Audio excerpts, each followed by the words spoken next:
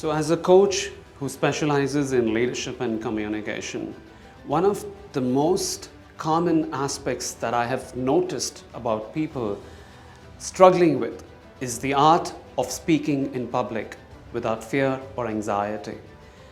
And every single person who comes to me, no matter how confident they are about in life and no matter how deep they are or how far they have excelled in their career, they do have a certain level of anxiety in how they have to speak, how they have to present themselves, or the whole fear of just having to say the correct words in front of people without having to think too much,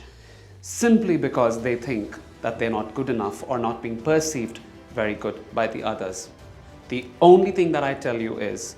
do not fear. If you do not believe in yourself,